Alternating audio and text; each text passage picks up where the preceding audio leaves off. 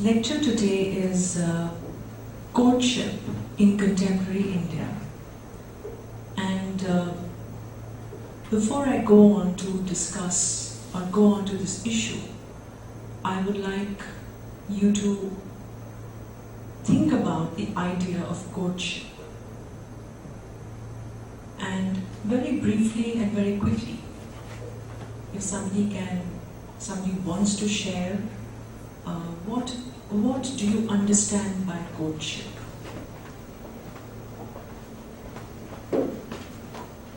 Feel very free. We are a very small group, and it helps.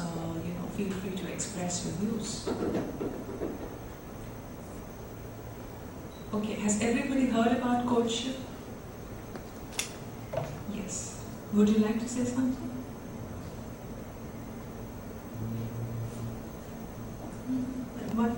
Want something? Okay. By courtship, I understand somebody says, I love you to somebody. Sometimes just proposing is denied or accepted and they get married someday, things like that.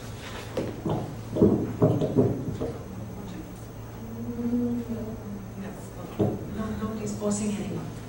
Alright, I think everybody knows about courtship, as everybody knew about the first two topics we discussed, which was family and childhood. But what I'm going to talk to you about is courtship in contemporary India. This doesn't mean, when I say courtship in contemporary India, it doesn't mean that courtship as an institution in India is there. That's not the starting point. Now, you saw the film yesterday, and I think some section of the film also, of course, was about this whole attempt of a young boy and a young girl who fall in love, and what happens to them. And you must have seen that how difficult it is for parents and for the larger society to even imagine that something like this could happen to our children.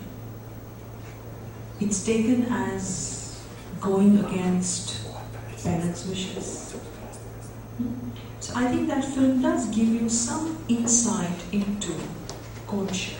Courtship, as you very rightly said, is about a relationship again. It's a social relationship between individuals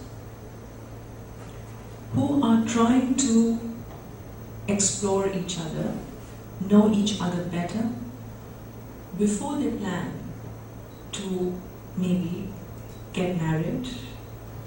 Or we have to ask this question, whether marriage automatically and naturally follows from courtship.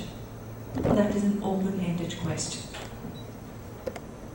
And the other point I would just like to make is that when we are thinking of the family and now relationship of a certain kind of intimacy between individuals that is not bound or governed by marriage, it's a free space in a sense. We are assuming that these things are happening between heterosexual couples. There is an assumption. But I don't want to get into that area because that is really not very directly connected to what I'm going to say.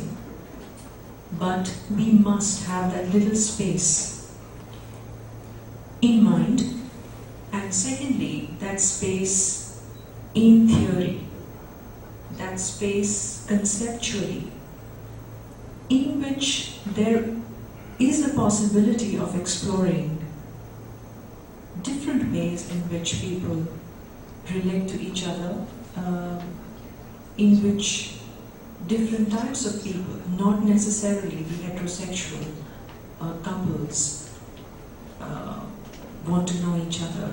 But anyway, that is not very directly related, but please theoretically keep that space open.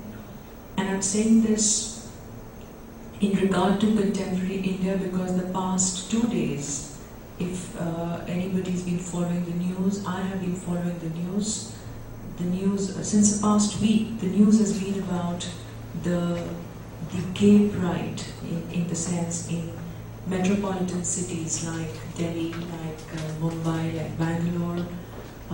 There have been marches by activists for gay rights. And today, I think Thursday, is the day the government is supposed to meet. The ministries are supposed to meet to, well, nothing will come out of it, I can tell you for sure. But, or maybe there is a thinking, there is some line of progressive thinking in this direction, but in India there are too many other issues. There are religious sentiments involved in issues like this. There are issues of transmission, of property, of legality, of adoption, all of them. But I think as social scientists, keeping aside our personal views on the issue, it is important that we give a theoretical space to other kinds of ways in which people want to know each other better and explore each other better. But coming back to courtship in a very normative heterosexual context, it was a challenge for me to begin talking about courtship because for an anthropologist in India or a sociologist in India, how do you study courtship? It is really not there. I don't see it.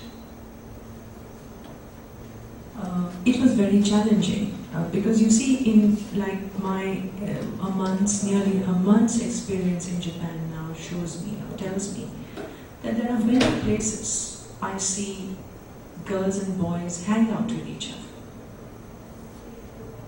I can't even tell you how different it is in India, in most of India.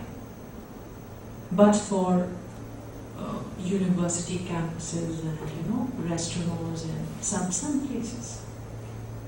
But the kind of normativity, the kind of acceptance, the kind of normalcy that is, you want to think about that being something worth noting. For me, coming from India, I noticed it as one of the points in my essay on Japan, that when I write about it, or if I write about it, that is going to be an observation. And it's a very normal thing here, I think, in the West.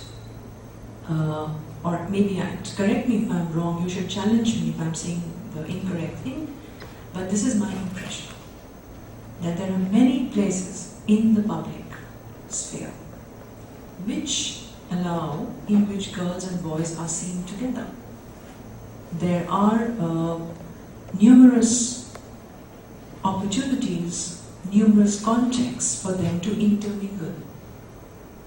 They can be eating together, they can be traveling together, they can be just going out together, they can be hanging out together.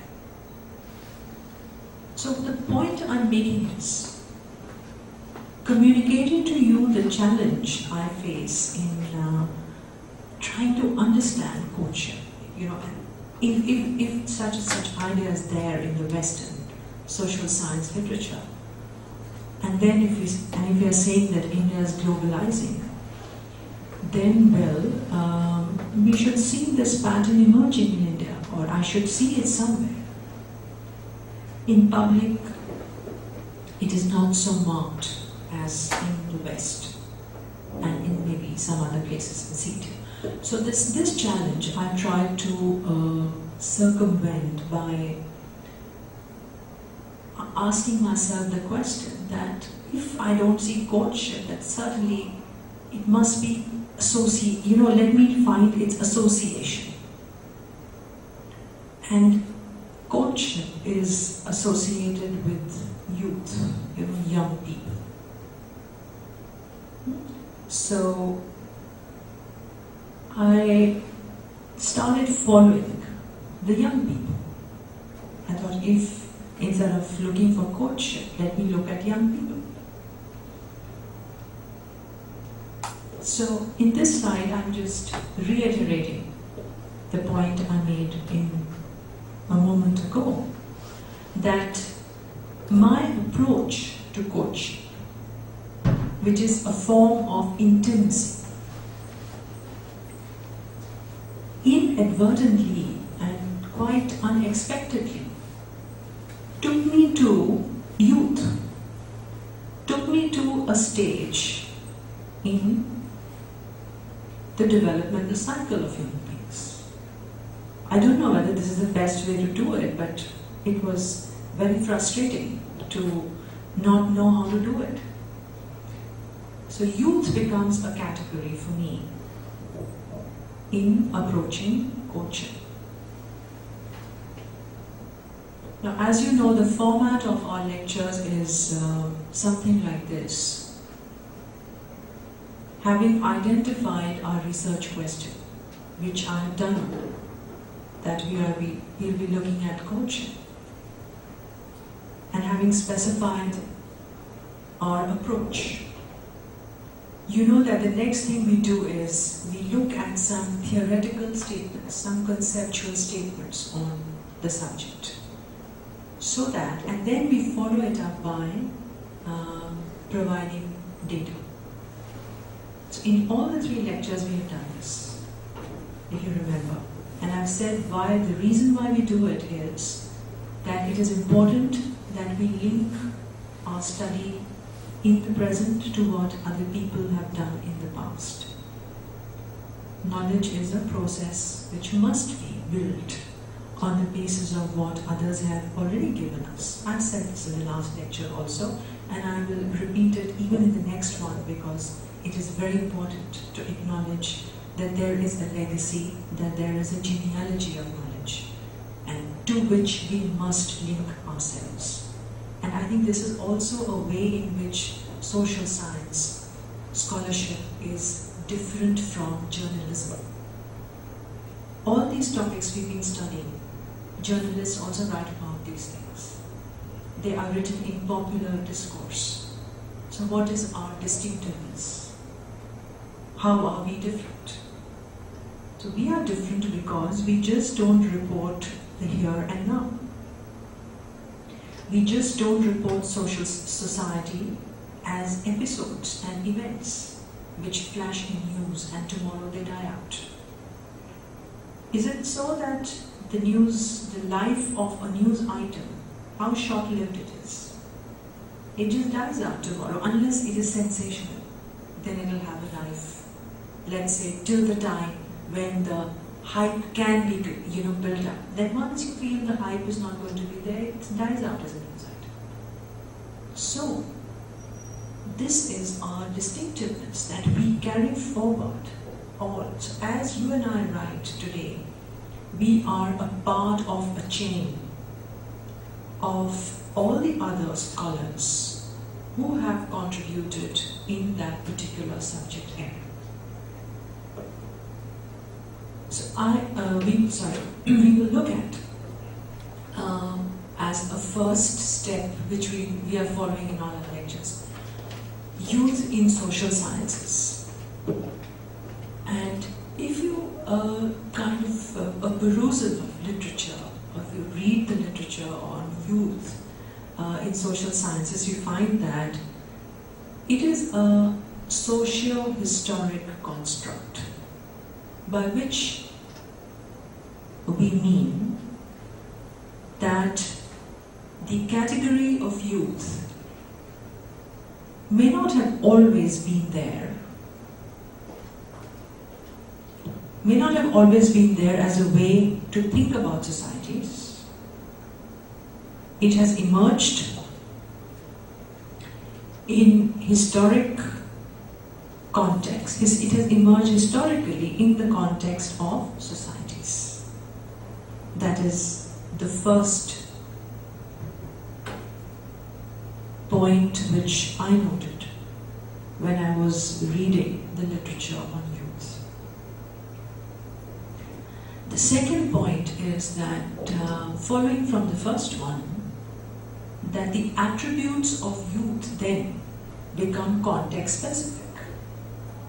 That if I were to, define or say what is youth, I cannot possibly give a very general kind of set of attributes of youth. I find that it will change from context to context. Some classic statements on youth. I referred you to Philippe Barry's book, Even When We Did Childhood.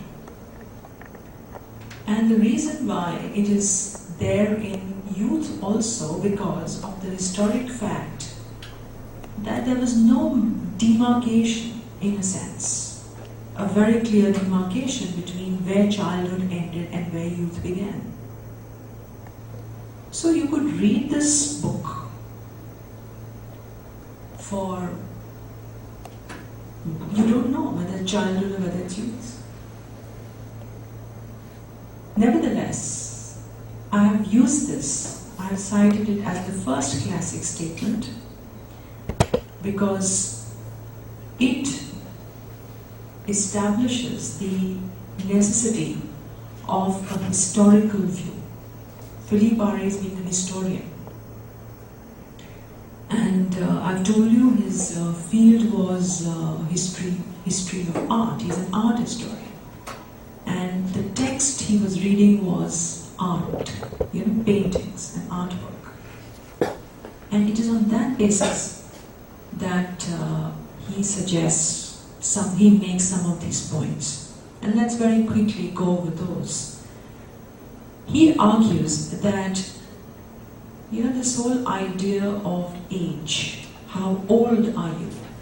How old am I? How old is she? How old is he? This kind of a question is a historical question. It is not a natural question. Age is not a natural fact. The idea of age emerged and gained, in a sense, importance during the 16th century Europe. And why?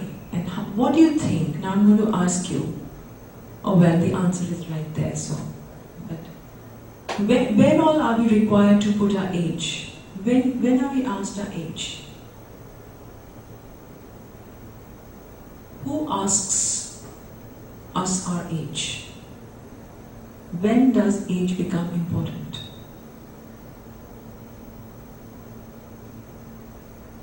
There must be an age which societies say is the age of maturity, the age we get our driving license, the age of voting, the age of marriage, officially, legally. And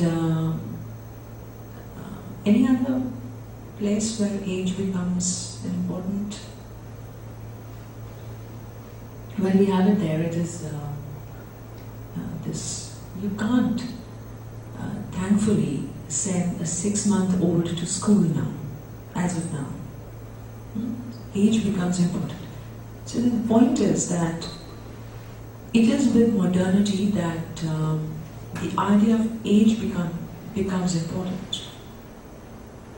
And age groups begin to be organized around institutions. Which is to say that because such and such institution was established, it needed to know the age of people. So for instance, legal institutions, for them age was important. For governmentality, age is important. For schools, age is important.